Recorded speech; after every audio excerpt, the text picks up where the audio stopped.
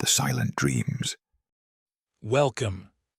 You have found your way here to this quiet place at the end of a long day, and that is enough. Simply arriving is enough. Wherever you are right now, whatever room, whatever city, whatever weather presses against your windows, I want you to allow your body to soften, just slightly, not forcing anything, only allowing. Let your shoulders fall. Let your jaw unclench. Let your hands open if they are closed. Let the surface beneath you take your full weight, not some careful portion of it, but all of it, every ounce released without reservation. You do not need to hold yourself up tonight. You are held. Notice your breathing, not to change it, just to notice it. The slow rise of the chest or the belly, the release, the pause before the next breath arrives on its own, without prompting, without effort. Let the breath do what it does when nothing is asked of it. Take one slow breath in now.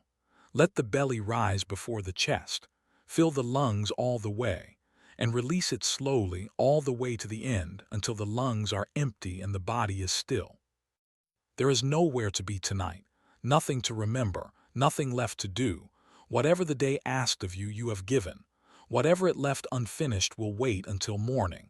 It will be there when you wake, patient and available, and you will attend to it then. But not now. Now is for this. You are going to rest. And while you rest, I am going to take you somewhere. Far away and long ago. To a city at the edge of two seas. To a palace on a hill above the water. To a single lamp burning in the deepest hour of an autumn night and the quiet man sitting beneath it. Take one more slow breath in. And let it go. We are going to Istanbul. It is the year 1544. The city sleeps.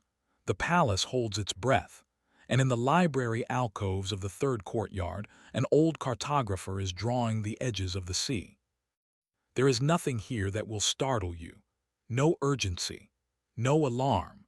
Only the scratch of a brush on vellum and the soft breath of a lamp and the kind of silence that lives inside old stone walls at 3 in the morning. Let yourself sink a little deeper. And listen. In the hour before the first call to prayer, when the palace held its breath, and the city beyond the walls had folded itself into silence, and the Bosphorus moved unseen in the darkness below, there was a lamp burning in the library alcoves of the third courtyard. It was a small lamp, brass, with a wick that had been trimmed 3 times already tonight. Its light did not reach the far end of the room. It did not need to.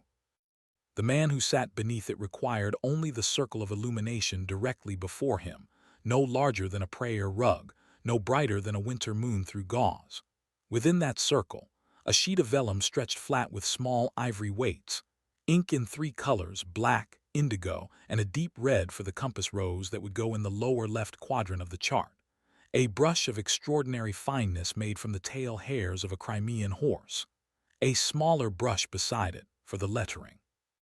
And the hands of Ibrahim, cartographer to the imperial court, who had been copying maps for 40 years.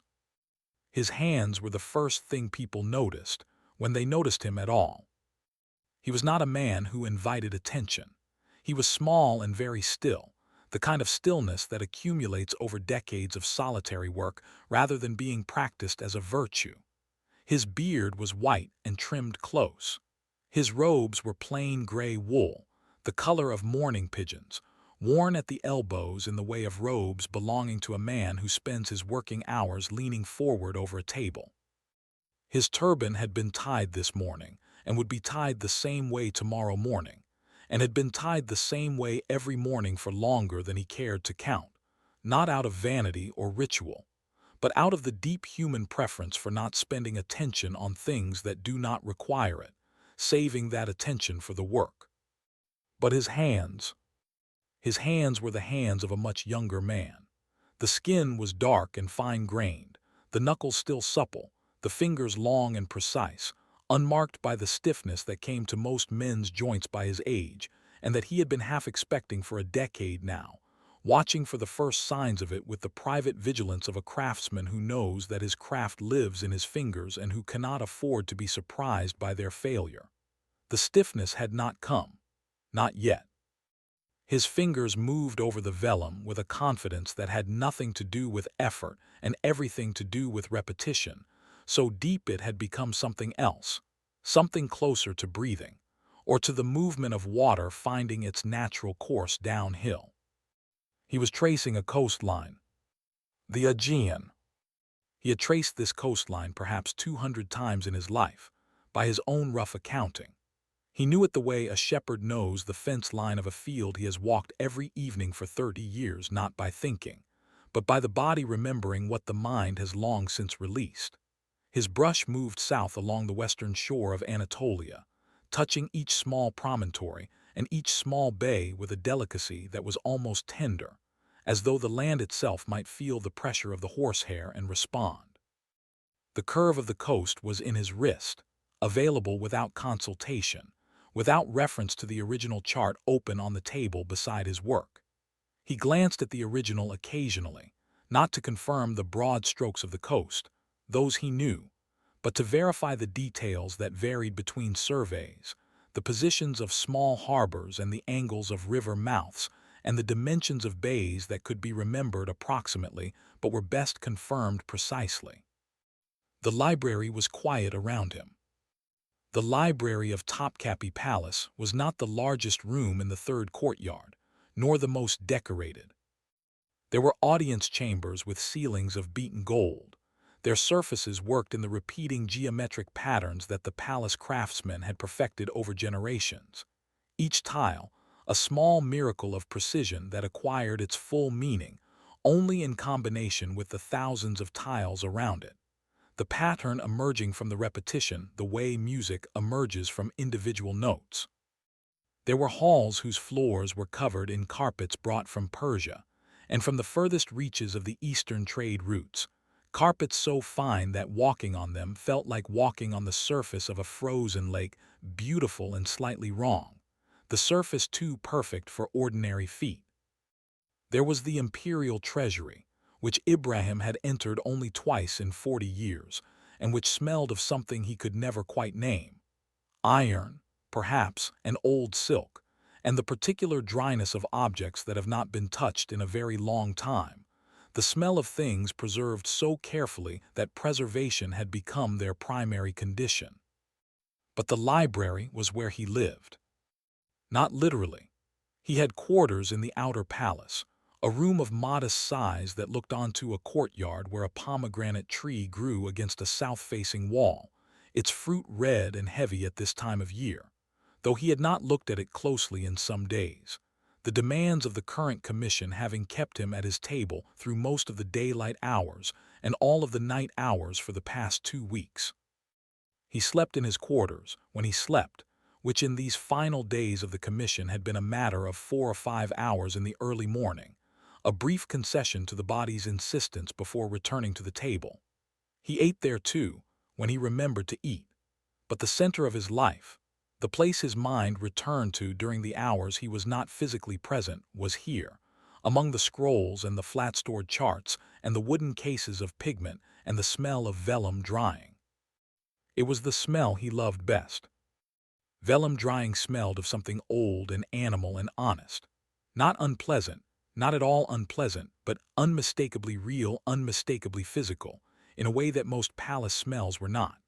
The palace generally smelled of incense and rosewater, and the perfumed oils applied to silk before it was stored, and beneath all of that the deep mineral smell of old stone, which was pleasant in its own way, but was the smell of permanence rather than the smell of process.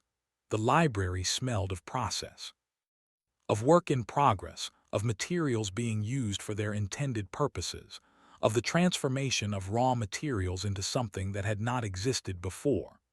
Vellum smelled like what it was, skin that had been stretched and scraped and dried in the sun, transformed by slow labor into a surface worthy of holding the shape of the world. Ibrahim found this comforting. He had always found honest materials comforting.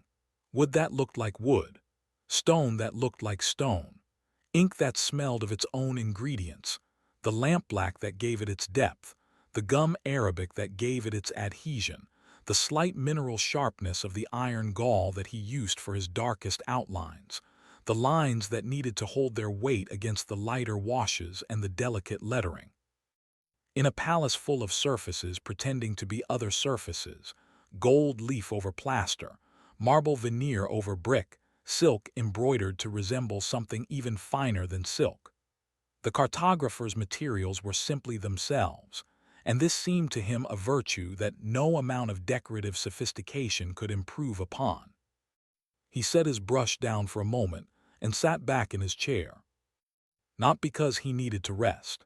His hands did not tire easily, had not tired easily in 40 years of continuous use, had developed through constant practice the kind of endurance that was not muscular strength but something subtler, a capacity for sustained precision that lived in the tendons and the fine motor pathways rather than in the bulk of the muscles themselves. He set the brush down because there was a section of the coastline ahead, a small promontory south of Halicarnassus, that he wanted to approach with fresh attention, and fresh attention required a moment of actual freshness, a brief interruption of the working state to allow the eye and the hand to reset. He had noticed the error in the original chart 3 weeks ago, on a Tuesday morning in the first week of his work on this commission. He had been tracing the southern Anatolian coast for what was probably the 150th time in his life, and had arrived at this particular headland, and had felt, before his eye had fully registered it, that something was wrong, a sensation that arrived through the hand before it arrived through vision, the hand knowing the coast, and knowing that the line on the original did not match what the hand knew. He had stopped. He had looked carefully. He had compared the original to his own knowledge, and to 2 other charts he had in the library's collection. The error was clear. The surveyor had measured the angle of the promontory at approximately 3 degrees too far to the east, a small error that had then propagated into the shape of the bay immediately south of the headland, making it appear slightly deeper and narrower than it actually was. 3 degrees. In the overall chart, this amounted to a discrepancy that would be invisible to most eyes, significant to a careful eye, and potentially meaningful to a navigator who arrived at this coast without other guidance. Not meaningful in a catastrophic sense. The error was not large enough to ground a careful ship. But meaningful in the sense that the bay would not look quite as the chart suggested it would look, and a sailor expecting one thing and finding another was a sailor who had been given inaccurate information, and inaccurate information was always worse than honest uncertainty. He could correct it. He had the knowledge to correct it, had stood on that headland himself 30 years ago as part of the Anatolian coastal survey that had occupied his 3rd and 4th years at the palace, and had his own measurements, stored in the notebooks under the table, that gave the correct angle.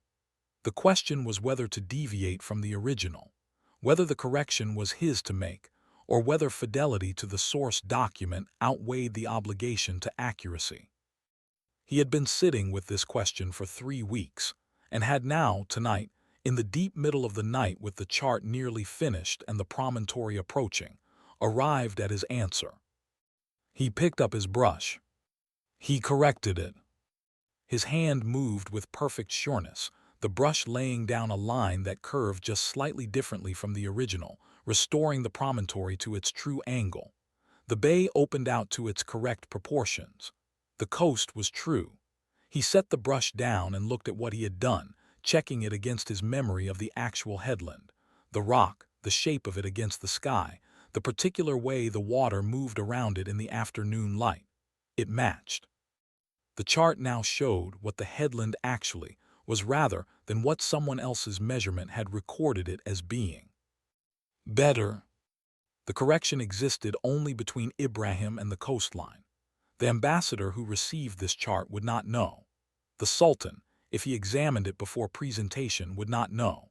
The surveyor whose original Ibrahim was correcting was almost certainly dead. The chart was old enough that its maker had likely been dead for decades. The only record of the correction was in Ibrahim's hand and in the shape of the coastline, which was now the correct shape, and the coastline would not speak of it. This was enough. This had always been enough. Outside, the autumn night pressed against the walls of the third courtyard, with the particular weight of 3 in the morning. It was a still night, the kind that feels suspended, as though the ordinary motion of air and time has been briefly interrupted, and the world has paused to take stock of itself.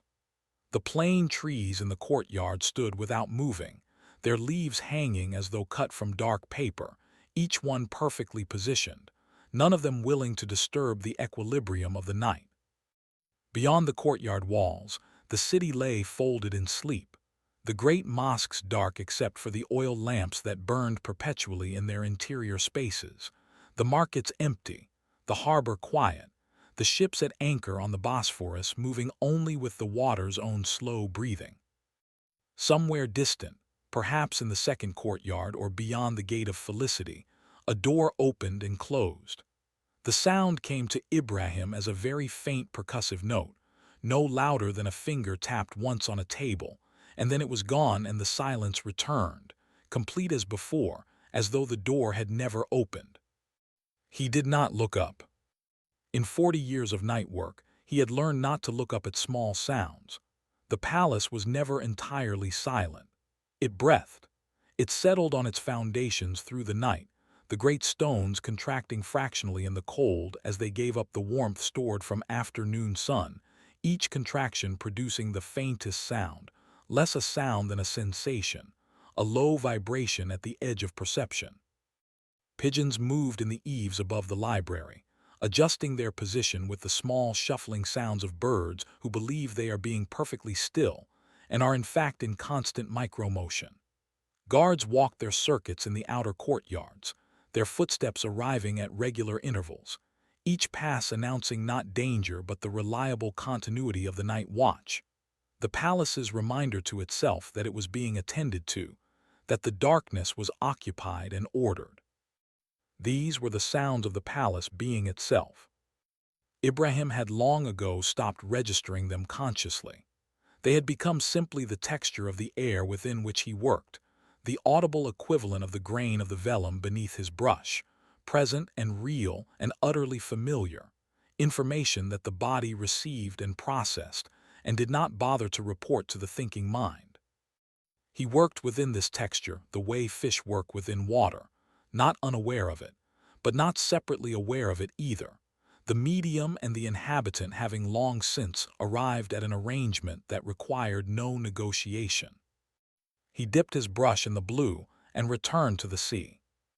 The blue he had mixed at the beginning of the session from indigo and water in proportions that he had learned to judge by eye and by feel, the amount of pigment the brush should hold, the resistance it should offer when he drew it across the back of his hand before bringing it to the vellum.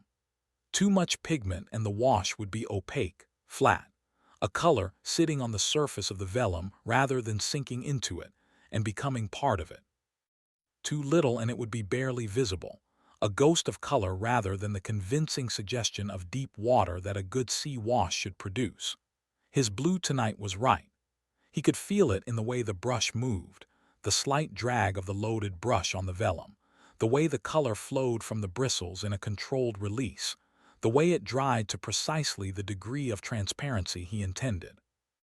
A lifetime of such judgments, each one made in the moment, confirmed by result, stored in the body for next time. This was what 40 years of practice produced, not the ability to think about these things correctly, but the ability to feel them correctly.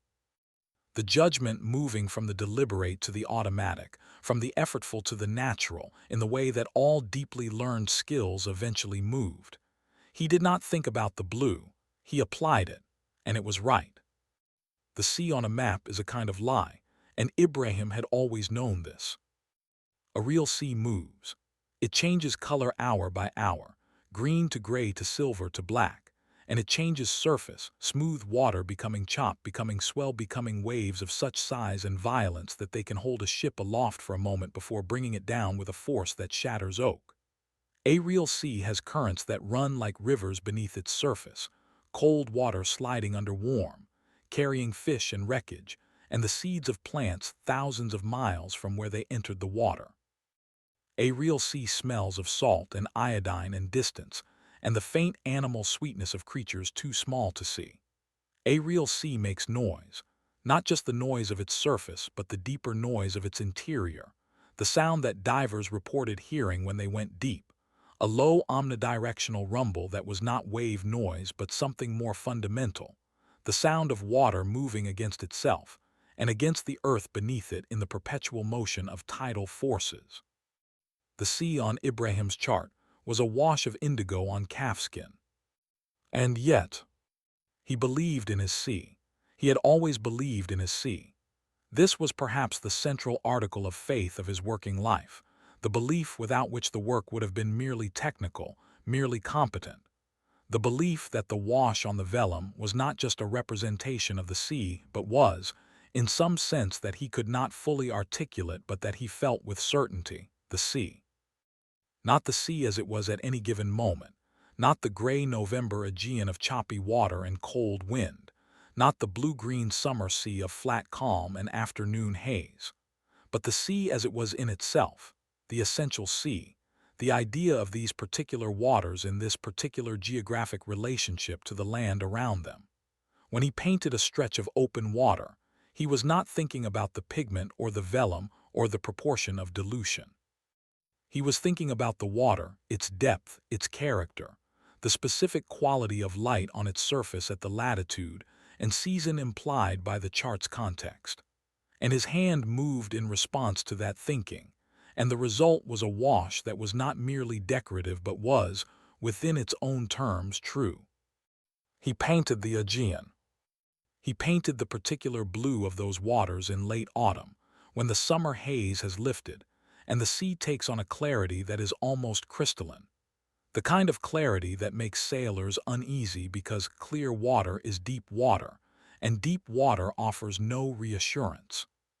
He painted the color deepening from the aquamarine of the island shallows to the cobalt of the deep channel between Chios and the Anatolian shore, the gradient subtle, the transition gradual, requiring many passes of the brush at varying dilutions rather than a single application. He painted the small islands themselves, not as detailed land masses. This was a chart of sea lanes rather than of topography, but as dark shapes against the water, each one given just enough weight to be present, just enough abstraction to remain subordinate to the sea around it. The islands on a sea chart were annotations. The sea was the subject. The lamp threw his shadow across the far edge of the vellum. He adjusted his position slightly, moving the lamp an inch to the right with the practiced gesture of a man who has been making this adjustment all his working life. The lamp burning lower as the night progressed, its angle to the table changing, his shadow migrating across the surface of the chart with the slow certainty of a sundial, until it intruded on the area he was working in, and he moved it back again. He trimmed the wick while he had the lamp in his hand, snipping the carbonized tip cleanly and dropping it into the bowl of water he kept for this purpose, watching the small black fragment extinguish in the water with a faint hiss. The flame brightened. His shadow retreated to the margin of the table. He set the lamp back down. He had been a young man when he first came to the palace, 23 years old, arriving from Cairo with a letter of introduction from his teacher, an Egyptian cartographer of considerable reputation who had trained Ibrahim for 7 years, and had then told him, with the directness that characterized all their exchanges, that there was nothing more he could teach him that he would not learn better in practice, in the service of an institution that required a continuous output of high-quality work, and that would demand of him more than any private teacher could. Ibrahim had taken the letter and his instruments, the small set of compasses, the parallel rules, the measuring sticks, the collection of pen nibs, and 3 changes of clothing and very little else, and had walked to the Cairo harbor and had found a ship going north and had stood at the bow for 3 days watching the Mediterranean pass beneath him, trying to match what he saw to the charts he had memorized during his training, finding correspondences and discrepancies in approximately equal measure, and learning from both. Istanbul had seemed impossible to him then. He had grown up in Cairo, which was a city of considerable size and age and complexity, a city that had been continuously inhabited for long enough that its streets had settled into their permanent forms, the alleys running in directions determined not by any plan, but by the accumulated negotiations of generations of builders, each making small adjustments to accommodate their neighbors and their circumstances. Cairo was a city he understood by being in it, by knowing its logic from the inside. Istanbul was different. Istanbul required being seen from outside to be understood, and even from outside, from the water, from the hills of Galata across the Golden Horn, it presented itself as something that exceeded easy comprehension. The way the city climbed its 7 hills and ran down to the water on 3 sides, the minarets rising above the rooflines in numbers that seemed impossible, the domes of the mosques competing with each other for precedence in the skyline in a conversation conducted in stone and lead, the water itself, the Golden Horn and the Bosphorus and the Sea of Marmara, all visible simultaneously from the heights above the palace. A city that existed at the intersection of 3 bodies of water, and that had been shaped by that intersection into something unlike any other city on earth. He had stood at the city gate with his letter and his instruments and 3 changes of clothing, and had felt something he could not quite name.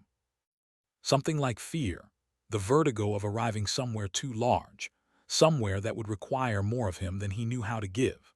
Something like joy, the specific joy of the young person who encounters for the first time a world commensurate with their ambitions, a place large enough to contain the full scope of what they hope to become. Something that required both words together and still left a remainder that neither quite covered, an excess that he had not yet developed the vocabulary for. He had been 23. He had thought he was ready. He had been mostly right. That was 40 years ago.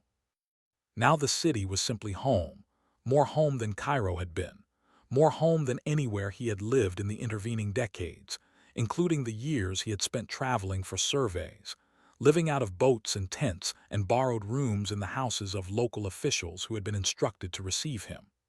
He walked its streets. On the rare occasions he left the palace, with the automatic ease of a man navigating a space his body has completely memorized. He knew which alleys flooded in the winter rains and which stayed dry regardless of the weather. He knew where the bread was freshest in the hour after dawn, and where the water from the public fountain tasted of the pipes, and where it tasted clean. He knew the angle at which the autumn sun struck the water of the Golden Horn in the late afternoon, turning it to hammered copper, and the precise time at which this happened, and how long it lasted before the sun dropped behind the hills of the city, and the copper faded back to ordinary gray water. He knew these things the way he knew the coastline of the Aegean, not by thinking, but by having been here long enough that the place had simply become part of the structure of his knowing. He set down the blue. He picked up the black. It was time for the coastal labels. The lettering on a chart was, in Ibrahim's private hierarchy of cartographic tasks, the most demanding and the most satisfying. The coastlines could be traced, laboriously, but with the guidance of the original and the correction of his own knowledge, the task was essentially one of careful reproduction. The sea washes could be applied with patience and a steady hand, the technique requiring refinement of judgment rather than any particular physical difficulty. The compass roses could be constructed geometrically, the mathematical relationships governing their proportions ensuring a kind of inevitable rightness, regardless of the state of the hand in any particular session. But the lettering had to be placed, had to be made to sit on the chart as though it had grown there, as though the names of places had always been part of the landscape, rather than being applied to it by a man with a brush and a pot of black ink and 40 years of opinions about where a label belonged and where it did not. The names had to breathe. This was how Ibrahim thought about it. He was aware that it was perhaps an unusual way to think about it, that another cartographer might speak of balance or proportion or integration, more technical terms for the same quality. But he had always thought of it as breathing, as the letters needing a quality of ease in their placement, a lack of constraint, the sense that they had arrived at their positions through some process of natural settlement, rather than having been fitted into the available space by force. Letters that did not breathe looked placed. Letters that breathed looked inevitable. The difference between the two was invisible to most viewers and fully apparent to any cartographer who had thought seriously about it for 40 years. He began with the large islands. Rhodes first, always Rhodes, the great anchor island of the southern Aegean, its name placed at the top of the island rather than on the water beside it, because the island was large enough to bear the label comfortably, the letters spreading across its upper portion with room on either side. He wrote the name in his finest script, the R opening like a doorway, broad and inviting, the H and O following with a slight lean that he had developed over decades into his signature stylistic tendency, the letters in his labeling script leaning very slightly to the right, not enough to be called italic, but enough to give the text a sense of direction, of movement, appropriate to a chart that was about the movement of ships through water. Then Kos. Then Samos, set higher and slightly north, its name placed on the water beside the island rather than on the island itself, as the island was too small to comfortably hold the label without crowding the coastline detail. Then Chios larger, the label on the island. Lesbos in the north, its name given generous space because the sea around it was emptier, and the label needed to carry the weight of filling that emptiness without dominating it. Lemnos, further north still, at the approach to the Hellespont. He worked through the island labels with the steady rhythm of long practice. Then the mainland coast. Halicarnassus, the corrected headland, its name placed on the water to the south of the promontory, trailing slightly to follow the curve of the coast. Cnidus at the tip of the peninsula. Miletus, set inland from its estuary, the name indicating the city rather than the coast. Ephesus further north, its name placed along the river that showed only as a narrow dark line reaching inland from the sea. Smyrna in its bay. And north of that, the lesser harbors and headlands that he knew but that were known to fewer sailors, places whose names he wrote with the same care as the famous ones, because every coast deserved honest labeling regardless of the traffic it received. He worked for a long time. The lamp burned steadily. The palace breathed around him in its deep night way, the settling of old stone, the distant soft percussion of a guard's footsteps in the outer court, the pigeons in the eaves above the library adjusting their balance with small unconscious corrections, never quite finding perfect stillness, always moving and resettling and moving again. A drift of cooler air moved through the library from somewhere, a window ajar perhaps in one of the outer rooms, admitting the autumn night into the interior, carrying with it a complex of smells. Night-blooming jasmine from the courtyard garden, a sweetness that was strongest in the dark hours. Beneath that the cold mineral smell of stone that had given up its daytime warmth. Beneath that, very faint, the smell of the sea. The sea was not far. The palace sat above it. On clear mornings, from the upper terraces, you could see all the way to the Aegean shore, the hills of Anatolia rising from the water across the Bosphorus, close enough in clear weather to seem almost reachable, far enough to remain distinctly separate, the two continents maintaining the measured distance that the strait enforced. On very still mornings, in the deepest quiet before the city woke, you could sometimes hear the water moving against the rocks of the promontory far below, a sound that arrived not as the crash and retreat of waves, but as something more continuous, more fundamental, a low rhythmic pressure against the stone that was less sound than sensation, the sea making itself felt through the rock. Ibrahim had heard it a few times, on early mornings when something had woken him before dawn, and he had stood for a moment at the window of his quarters and attended to the quiet, and the sea had been there, far below, attending to the rock. He had found this deeply reassuring, in a way he could not easily explain, the sea doing its work at the bottom of the hill regardless. He labeled the last headland on the northern coast. He set down the black. He picked up the red. It was time for the compass rose. Ibrahim's compass roses were his vanity. He was not, in general, a vain man, had worked for 40 years to become less vain than he had been at 23, when the ambitions of youth had been accompanied by a certain pride in his abilities that he had gradually learned to moderate, not by suppressing the pride, but by redirecting its energy into higher standards, making of his own critical eye the instrument of continuous improvement rather than the source of self-congratulation. He wore plain robes. He did not seek audience with the Sultan, as some court functionaries did, manufacturing reasons to be present in the great halls where influence was visible and remarked upon. He ate simply, without particular interest in the variety or quality of what he ate, consuming food as fuel for the work rather than as a pleasure in itself. He slept in a plain room. He had never married, not from any deficiency of feeling, but because the work had always been more present to him than any prospective arrangement of a personal life. And over the decades the possibility had simply receded and then disappeared entirely, in the way that paths through tall grass disappear if they are not walked, not closed off, exactly, but overgrown, inaccessible without effort that he had not thought to make.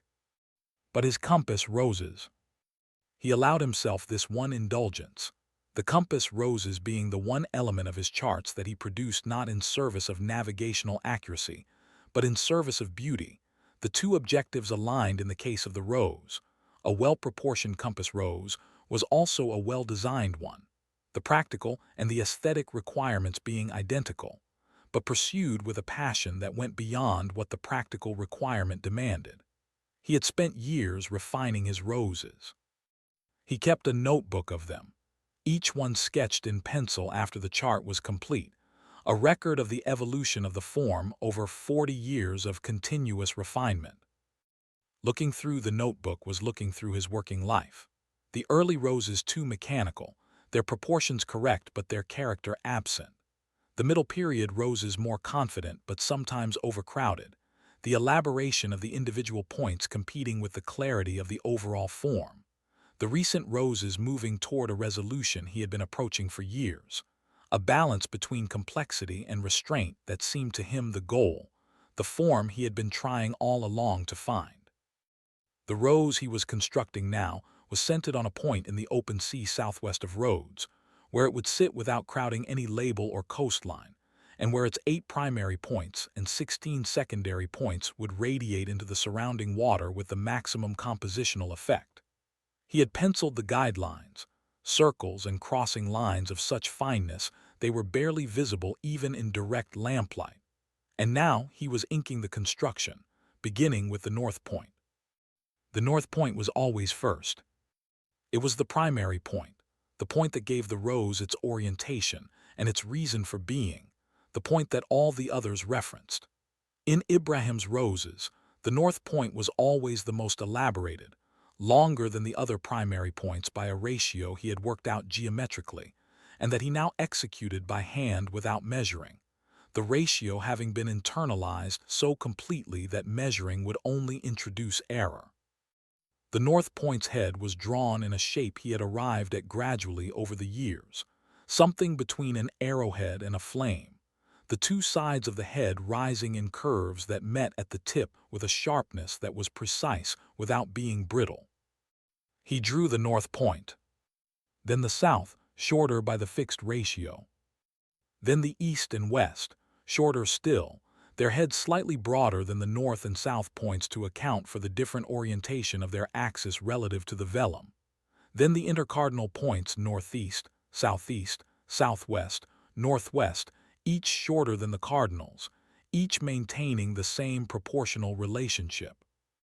Then the secondary points, the 16 small points between all the others, each one a miniature of the primary structure, each one requiring the same attention to proportion as the larger points, but at a scale where the margin for error was smaller, and the demand on the hand's precision was correspondingly greater.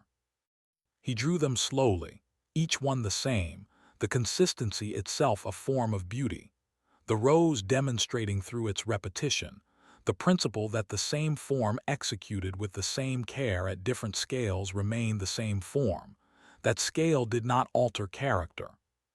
He finished the rose. He set down the red brush and looked at it from a slight distance. Not far. The lamp's circle was not wide, but far enough to see the overall form rather than the individual points. It was a good rose, perhaps the best he had made. There was a quality to the proportions that he could feel even as he was making them, a rightness that came not from deliberate calculation, but from the accumulated result of 40 years of making roses, all of that practice having converged on this particular set of proportions, this particular balance between elaboration and simplicity. He did not know if it was objectively the best rose of his life. He was not certain that such judgments were possible. But it felt like the best, felt like what he had been trying to make all along, felt like the form he had been approaching through all the previous roses and that he had, on this particular night, arrived at. He sat back and looked at the chart as a whole. It was nearly finished. The Aegean lay before him, stretched across the vellum in its autumn blue, the deep cobalt of the open sea, the lighter blue-green of the island shallows, the carefully calibrated transitions between them. The islands sat in the water with what he hoped was something of their true solidity, the heaviness of rock and pine, and the compressed history of places that have been inhabited continuously for thousands of years, that have absorbed so much human activity that the very stone seems to remember it. The coastal labels were placed, each one breathing in its space, each one relating correctly to the coast it identified.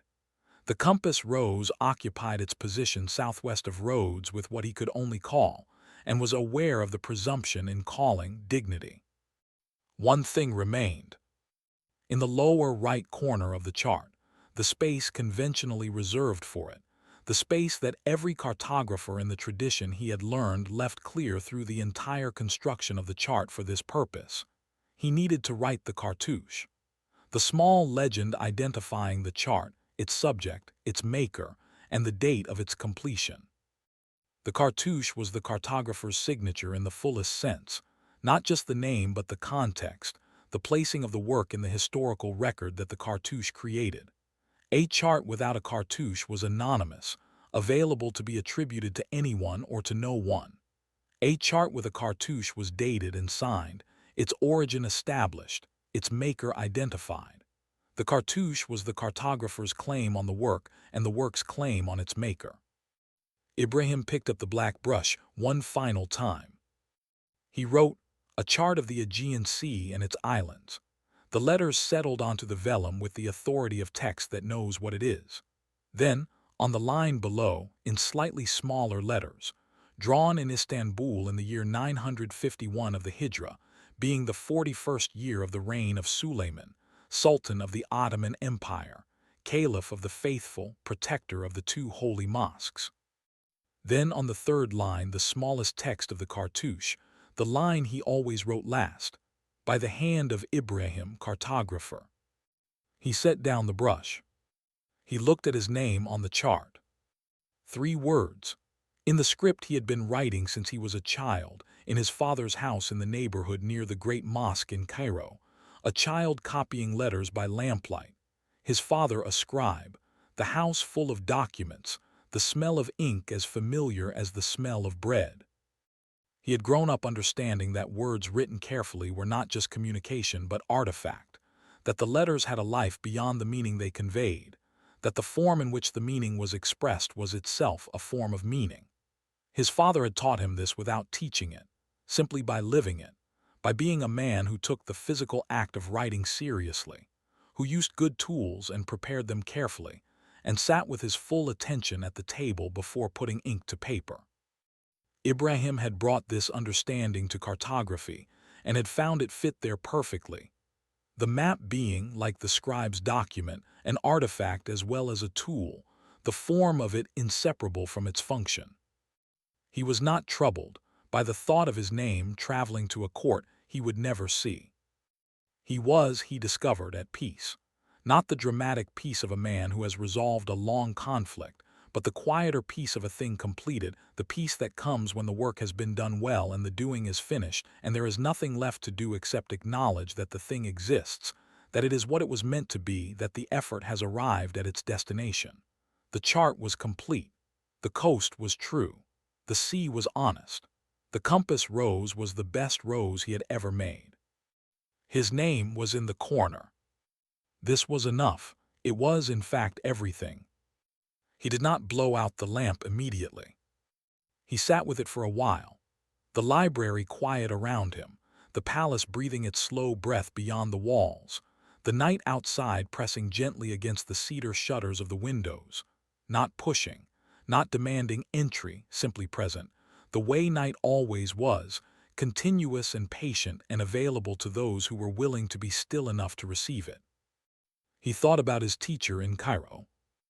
The old man had died in the 3rd year of Ibrahim's service at the palace, and the news had arrived months later, carried in a letter from a colleague who had no way of knowing that Ibrahim would receive it badly, who had included the information almost in passing, as a piece of news rather than as an event requiring its own letter.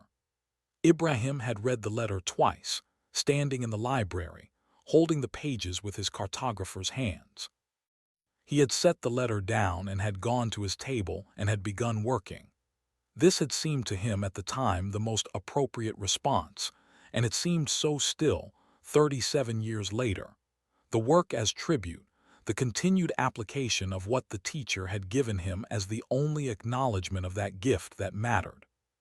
He had thought of his teacher many times since, had found himself, over the decades, increasingly in conversation with the old man's ghost, the unspoken voice in his head that commented on his decisions and offered the occasional correction. The ghost had approved of the compass rose tonight. He was fairly certain. He thought about the ambassador who would receive this chart. He did not know where the ambassador was from. The protocol of such commissions made the destination a matter above the maker's level of information, and he had not asked, understanding that the asking would be inappropriate and that the information would not change the work. He had made the chart as well as he could, as true as he could make it, and it would go where it went and arrive where it arrived and be what it was.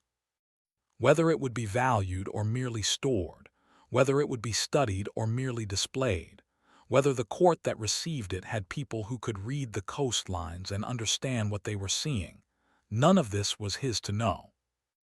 None of it changed the chart. None of it altered the angle of the corrected promontory or the quality of the blue sea wash or the proportions of the compass rose. The chart was what it was regardless of what anyone thought of it. This had always seemed to him one of the profound advantages of making objects rather than arguments. What he knew was the chart. He knew it with the completeness of a maker, knew the angle of the corrected promontory, knew the precise dilution of blue he had used for the deep water, knew the quality of attention he had brought to the compass rose, and the labor of 40 years that had made that attention possible, knew his own name in the lower right corner written in the last stroke of the night. These things he knew. And they were, he found, sufficient, more than sufficient. They were the whole of what he had to know, the full content of what the night had required him to know and to make and to leave in the world. He picked up the cleaning cloth and dried his hands. He smoothed the cloth flat again afterward, out of long habit, pressing the fold with his thumb along the edge with the automatic care of a man who finds that the tidiness of his materials and his environment is not separate from the quality of his work, but is an expression of the same underlying commitment. A tidy table, a tidy mind. His teacher had said something like that, or he had arrived at it himself. He could no longer remember which, the teacher's thoughts, and his own having merged over the years into something that he could not reliably attribute. He looked at the chart one last time. The Aegean true and still, blue and waiting. In the distance, far enough to be nearly a dream, far enough that it arrived not as sound but as the idea of sound, the memory of a sound the ear was about to hear. The first call to prayer began. It came from the Hagia Sophia, or from the nearest of its minarets, and carried across the darkness of the city in the particular way that the call always traveled in the deep morning. Not as sound exactly, not as music exactly, but as something between the two, something that occupied a register of attention distinct from ordinary hearing. It arrived not only in the ears but in the chest, in the slow rhythm of breathing, in whatever faculty it was that recognized the shape of the day returning and the shape of the night releasing its hold. The call did not demand attention. It was simply there, in the air, in the way that dawn was simply there, not an event that required response but a condition that arrived regardless, the day proceeding according to its own schedule, the palace waking into whatever this day would bring. Ibrahim listened. He sat with the call for a moment, letting it complete itself, letting the last drawn note of it fade back into the air from which it had come. The muezzin's breath becoming the city's breath, becoming the general breath of the morning, individual and communal, and then simply part of the ambient silence that returned when the call was finished. And that was, as Ibrahim had observed many times, slightly different from the silence that had preceded it, enriched by what had passed through it. The night was over. Not quite over, there was still the deep blue hour before true dawn, the hour when the sky began to differentiate itself from pure darkness without committing fully to light. But it was ending. The particular weight of 3 in the morning had lifted, the suspended quality of the night's deepest hours giving way to the more purposeful quality of the hours that preceded day, when the city began at its edges to stir. A dog somewhere, a cart somewhere, a door and then another door, and then the particular sound of the morning, not any specific sound but the accumulation of them, the city remembering itself, recovering its daytime character from the archive of the night. Ibrahim had always loved this hour. Not the day, exactly, the transition. The moment between the night's depth and the day's surface, the moment that belonged to neither and partook of both, when the library was still dark but the darkness was no longer absolute, when he could almost see the chart before him without the lamp but not quite, when the lamp was still necessary but only barely. He had worked through hundreds of such transitions, sitting at this table or at tables like it in other libraries in other cities, and each one had seemed to him the most important part of the night, the part when the work of the dark hours revealed itself in the growing light, when what had been made by lamplight first confronted the merciless honesty of the arriving day. He had learned, over 40 years, to trust what he had made in the dark. The daylight was usually kind to it. He reached forward and pinched out the lamp. The darkness came not sudden, because his eyes had already adjusted to the small light, and the transition was gentler than it would have been an hour earlier, but complete. For a moment he could see nothing at all, only the faint residual glow of the wick's extinction, a last orange thread at the tip that faded as he watched it, shrinking from orange to red to nothing, and then it was gone and the library was dark. He sat in the dark library. Slowly, as his eyes adjusted further, the shapes around him emerged from the darkness at the threshold of perception. The edge of the table, slightly lighter than the darkness beyond it. The window in the outer wall, where the pre-dawn sky had begun to differentiate from the interior darkness, showing as a rectangle of very slightly lighter dark. The shelves of charts along the walls, their presence felt more than seen, the masses of the wooden cases suggesting themselves in the peripheral vision without being clearly visible. A room full of the accumulated knowledge of dozens of cartographers over many decades, each chart a record of some portion of the world's surface made by hands that had moved as his hands moved, with the same attention to the reality of coastlines, and the actual depth of water, and the honest placement of a name on a coast that was real, that was there, that would remain long after the chart and the cartographer alike had passed out of remembering. He could not see his own chart now. It lay in the darkness before him, drying, the ink setting permanently into the calfskin, the blue sea becoming more blue as it dried, ink always deepening slightly as it dried, the pigment concentrating as the water evaporated, the color arriving at its final value only in the absence of the moisture that had carried it to the page, the black letters becoming more certain, the compass rose settling into its final best version of itself, becoming in the dark and without witness the thing it would be when the light returned, The chart did not need to be seen to be finishing itself. The finishing was chemical, physical, indifferent to observation. The chart was completing itself in the dark, on its own terms, in its own time. He could not see it, but he knew it was there. And he knew exactly what it looked like, knew every line of it, from the north coast of the Aegean to the southern approaches of Rhodes, from the first hesitant stroke of the evening to the last letter of his name in the cartouche. The chart existed in him as completely as it existed on the vellum, had been made inside him before it was made outside him, would persist in him after the vellum had gone wherever vellum went.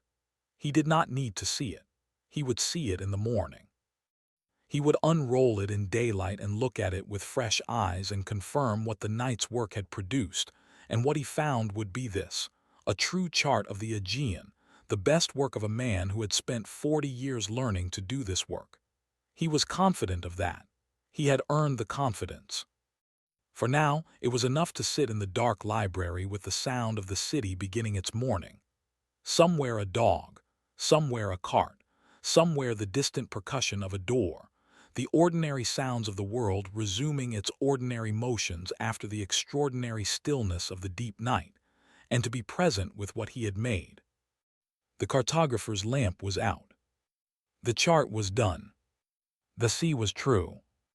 And Ibrahim, who had drawn the edges of the world for 40 years and asked nothing of the world in return except that it remain, more or less, as he had drawn it, folded his hands in his lap and listened to the city wake and felt, in the particular way that completion feels when the thing completed has mattered, that tonight had been a good night, and that the next thing, whatever it was, would wait until morning, and that morning, when it came, would be ready for him. Sleep now. The Aegean is true. The lamp is out. The chart is drying in the dark, settling into itself, the inks finding their final depth, the coastlines becoming permanent. You are held here, in the old palace, in the deep hour before the day arrives, in the quiet that follows completed work. Let your body be heavy. Let your breath slow to the pace of old stone, giving up its warmth, gradual, unhurried, releasing what it has held through the long night. The compass rose points where it has always pointed. The sea is blue and still and true. The names of the islands are placed where the islands are. There is nothing left to draw tonight. Everything has been recorded. The world is as it is, and the chart says so. Sleep.